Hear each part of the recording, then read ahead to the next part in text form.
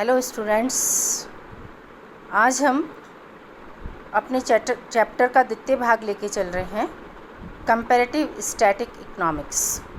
इसके पूर्व के वीडियो में मैंने आपको स्पष्ट किया था स्टैटिक क्या है, स्टैटिक इकोनॉमिक्स क्या है और स्थैतिक की अवधारणा का उपयोग हम किस तरह से साम्य की अवस्था को स्पष्ट करने के लिए करते हैं।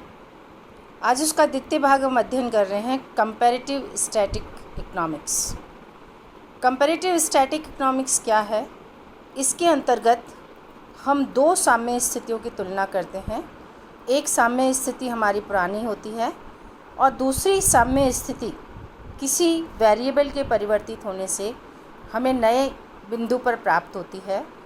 और कंपैरेटिव स्टैटिक इकोनॉमिक इस बात की विवेचना करता है कि पुराने साम्य और स्थापित किए गए नए साम्य में क्या तुलनात्मक स्थिति हमें प्राप्त होती है। इसके अंतर्गत हम उस प्रक्रिया की विवेचना नहीं करते जिसके तहत पुराने साम्य से नए साम्य की ओर हम जाते हैं, वरन मात्र हम दोनों साम्य स्थितियों की जो हमने प्राप्त की हैं और हम उनकी तुलना मात्र ही करते हैं। इसीलिए इसको हम कंपैरेटिव स्टैटिक इकोनॉमिक के नाम से जानते हैं। मैक्रो कंपैरेटिव स्टैटिक एनालिसिस क्या है? इस विश्लेषण को प्रोफेसर कुरिहारा के द्वारा केन्स के गुणक सिद्धांत की सहायता से विवेचना की गई, जिसके अंतर्गत हम दो साम्य स्थितियों को लेके चलते हैं। एक विनियोग में परिवर्तन से पूर्व का साम्य अर्थव्यवस्था के अंतर्गत और दूसरा विनियोग में परिवर्तन के पश्चात का साम्य, और दोनों साम्य स्थितियों की तुलना करके जो विश्लेषण हम निकालते हैं और हम ये कहते हैं कि विनियोग में प्रारंभिक परिवर्तन के कारण एक साम्य आय स्तर से दूसरे साम्य आय स्तर पर हम पहुँचे। किसके कारण पहुँचे? क्योंकि विनियोग परिवर्तित हुआ। तो दो स्टैटिक साम्य स्थितियों की हम तुलना करते हैं। एक पुरानी स्थिति जब विनियोग में परिवर्तन नहीं करते हैं, साम्य आय का स्तर जो प्राप्त करते हैं, और दूसरी नई साम्य की स्थिति जिसमें हम विनियोग में परिवर्तन के कारण आय में परिवर्तन की विवेचना करते हैं। और दोनों की जब हम दोनों स्टैटिक विश्लेषण की जब हम तुलना करते हैं तो इसे ही हम समष्टि अर्थशास्त्र के अंतर्गत कंपैरेटिव तुलनात्मक स्थैतिक विश्लेषण कहते हैं। इस विश्लेषण को स्पष्ट करने के लिए प्रोफेसर कुरिहारा ने केन्स के गुणक सिद्धांत को आधार बनाया और उसके आधार पर चित्रीय व्याख्या करने का प्रयास किया, जिसे मैं आपको स्पष्ट करने जा रहे हूँ। इस डायग्राम के अंतर्गत हम वर्टिकल एक्सिस के ऊपर साम्य उपभोग एवं विनियोग की मात्रा को ले रहे हैं और हॉरिजॉन्टल एक्सिस पर हम कुल आय की स्थिति को स्पष्ट कर रहे हैं। C+I रेखा हमारी समग्र मांग फलन की रेखा है, जहां पर 45 डिग्री की रेखा कटाव पर हमें एक साम्य स्थिति प्राप्त होती है E0। इस E0 साम्य स्थिति को हम प्रथम अपनी स्टैटिक इक्विलिब्रियम की स्थिति मान रहे हैं, जहां समग्र मांग और पूर्ति के कारण साम्य आय का स्तर OY0 हमें प्राप्त होता है। यह एक साम्य की स्थिति है जो स्थैतिक साम्य को स्पष्ट करती है। यदि अर्थव्यवस्था में प्रारंभिक विनियोजन में वृद्धि होती है तो उसके परिणाम स्वरूप समग्र मांग वक्र परिवर्तित होकर के C+I + डेल्टा I हो जाता है। और ये जो परिवर्तन है समग्र मांग वक्र का, इसके कारण जो 45 डिग्री की रेखा पर हमें कटाव मिलता है तो E1 बिंदु पर अर्थव्यवस्था में नया संतुलन प्राप्त होता है। स्टूडेंट्स, आप देख रहे हैं कि E0 जो है वो भी एक साम्य आय का स्तर का संतुलन है। E1 जो है वह भी एक साम्य आय के स्तर का संतुलन है। E0 पुराना संतुलन है स्थैतिक, और E1 हमारा नया स्थैतिक संतुलन है। और इन दोनों संतुलन स्थितियों की जो हम तुलना करते हैं, इसे ही हम अर्थशास्त्र के अंतर्गत समष्टि तुलनात्मक स्थैतिकी आर्थिक विश्लेषण कहते हैं।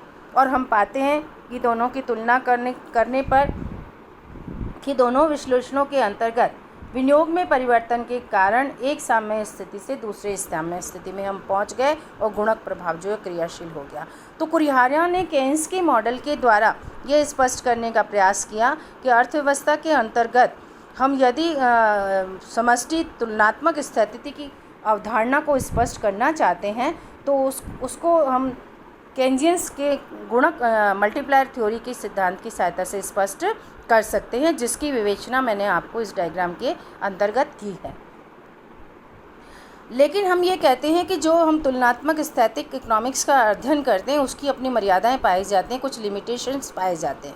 इस विश्लेषण के अंतर्गत विद्यार्थियों भी आपने देखा कि हमने एक पुराने संतुलन की, साम्य संतुलन की, स्थैतिक संतुलन की दूसरे नए साम्य स्थैतिक संतुलन से तुलना की और अपने विश्लेषण को स्पष्ट किया। लेकिन यहाँ पर हमने इस बात की विवेचना, इस पाथ की या मार्ग की विवेचना नहीं की कि एक संतुलन की स्थैतिक स्थिति से अर्थव्यवस्था दूसरी स्थैतिक स्थिति पर, नए संतुलन पर किस प्रकार से पहुंचती है, अर्थात उसका मार्ग क्या होता है या प्रोसेस क्या होता है, इसकी विवेचना जो है वो तुलनात्मक स्थैतिक आर्थिक विश्लेषण के अंतर्गत हम नहीं करते हैं। इसलिए इस विश्लेषण को जो है हम आधार मान करके चलते हैं कि इसका एक लिमिटेशन या इसकी सीमा क्या है, कि इसमें हम पाथ की विवेचना नहीं करते हैं और तुलना ही करते हैं मात्र, लेकिन पाथ की विवेचना या कैसे कैसे इस मार्ग तक हम पहुँचे इसकी विवेचना हम नहीं करते हैं। ये इसकी लिमिटेशंस मानी जाती हैं।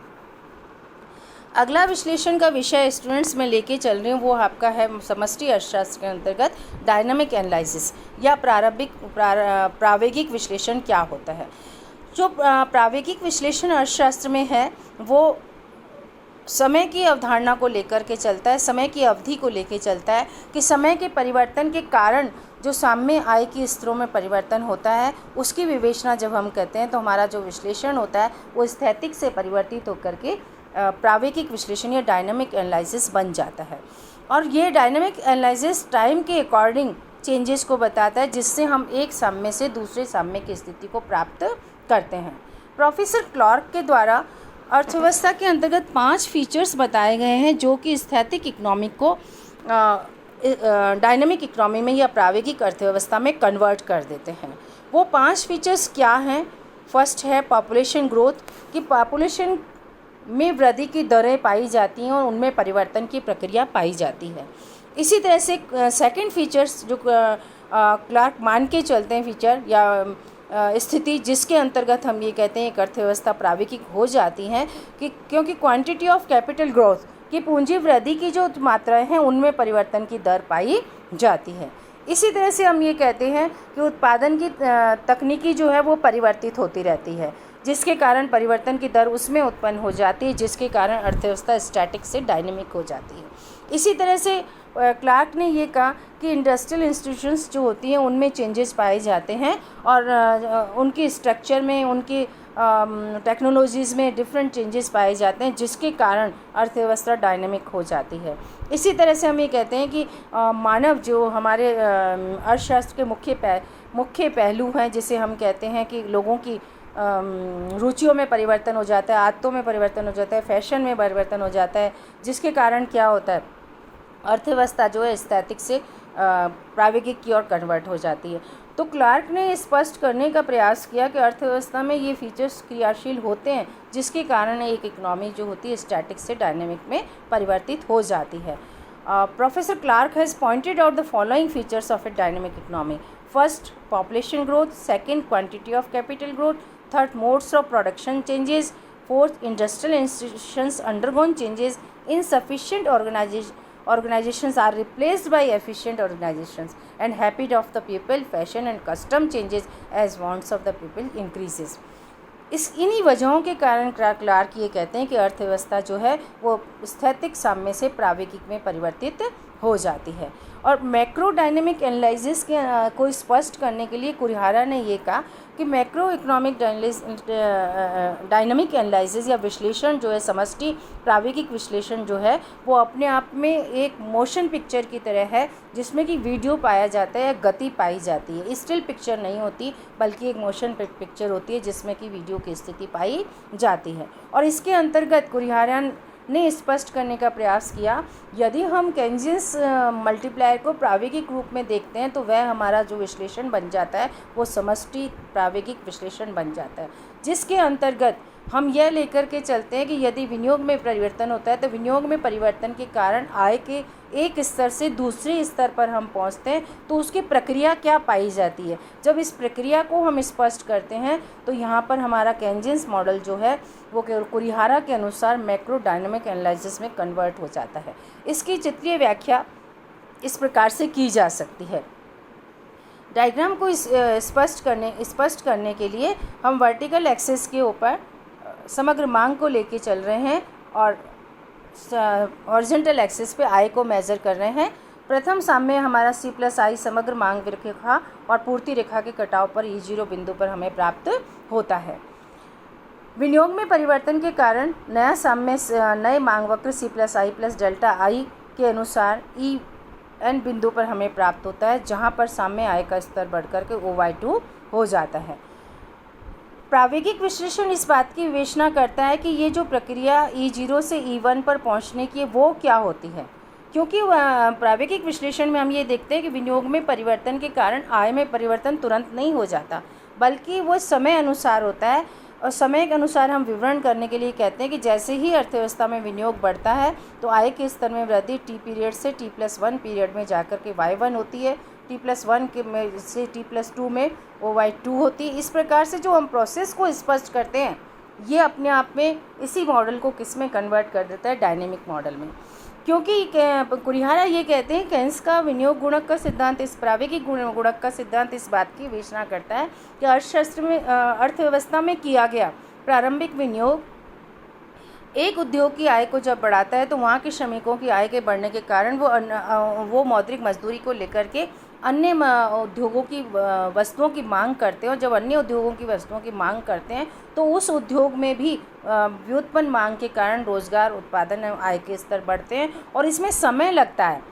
और समय के विवेचना के कारण हम उसको T period, T+1 period, T+2 period के द्वारा स्पष्ट करते हुए बता रहे हैं कि आय का स्तर एकदम नहीं बढ़ता, बल्कि विभिन्न समय अवधियों में Y0 से Y2 पर पहुंच जाता है। इसे ही केन्स ने डायनामिक गुणक का नाम दिया और डायनामिक मल्टीप्लायर का नाम दिया, और इसकी सहायता से हम मैक्रो डायनामिक इकोनॉमिक एनालिसिस को स्पष्ट कर सकते हैं।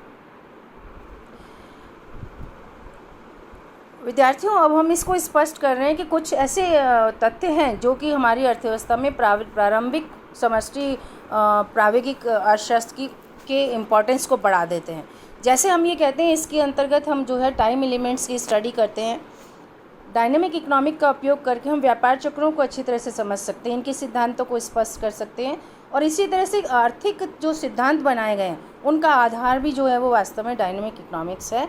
इसी तरह से हम ये कहते हैं कि ये मोर फ्लेक्सिबल अप्रोच है कि इसके अंतर्गत लोच बहुत अधिक मात्रा में पाई जाती है, क्योंकि टाइम वेरिएबल काउंट होता है, और जब टाइम वेरिएबल काउंट होता है तो वेरिएबल्स को फ्लैक्चुएशन करने के लिए अधिक समय अवधि मिल जाती है। और इसलिए इसी हम कहते हैं कि प्रावेगिक विश्लेषण क्यों महत्वपूर्ण है, कि ये वास्तविक अप्रोच है जिसके द्वारा हम ये कहते हैं कि अर्थव्यवस्था को सही अर्थों में समझा जा सकता है। लेकिन इतने गुण होने के पश्चात भी, इतने इसकी इम्पॉर्टेंस होने के पश्चात भी हम ये कहते हैं कि डायनामिक एनालिसिस की अपनी एक लिमिटेशन ये है कि ये कॉम्प्लेक्स अप्रोच है, एक जटिल प्रक्रिया है, क्योंकि इसके अंतर्गत हम न केवल समय अवधियों की गणना करते हैं, कई सारे मैक्रो इकोनॉमिक वेरिएबल्स क्रियाशील होते हैं, प्रक्रिया को स्पष्ट करते हैं, उसके पाथ को स्पष्ट करते हैं, उस मार्ग क्या होगा उसके चेंज का। तो ये सारे फैक्टर्स कई मल्टीपल मैक्रो इकोनॉमिक्स वेरिएबल के फंक्शन के कारण ये जो है बहुत जटिल प्रक्रिया हो जाती है। और इस मैथमेटिकल अप्रोच की अडॉप्ट करने से, ट्रेड साइकिल्स की विवेचनाओं की वजह से, डिफरेंट मैक्रो इकोनॉमिक्स की वेरिएबल्स की वजह से ये आम आदमी के लिए समझना इसको मुश्किल हो जाता है। इसलिए यह सिद्धांत जो है अपने आप में जटिल विश्लेषण बन जाता है। विद्यार्थियों, इस प्रकार से मैंने अपने दोनों वीडियो के मार्फत, पार्ट ए और पार्ट सेकंड के मार्फत आपको ये स्पष्ट करने का प्रयास किया कि एक महत्वपूर्ण कंसेप्ट जिसको हम ये कहते हैं स्टैटिक, कंपैरेटिव स्टैटिक और डायनेमिक इकोनॉमिक एनालिसिस का विश्लेषण अर्थशास्त्र में जानना क्यों आवश्यक है अर्थशास्त्र के विद्यार्थियों के लिए, और किस तरह से व्यष्टिगत और समष्टि अर्थशास्त्रों के अंतर्गत इसका हम उपयोग करते हैं, इस महत्वपूर्ण तथ्य की विवेचना दोनों वीडियो के मार्फत की है। आप इसको पढ़ करके इनके अध्ययन के मार्फत अर्थशास्त्र के अध्ययन को और अच्छी तरह समझ सकते हैं। धन्यवाद।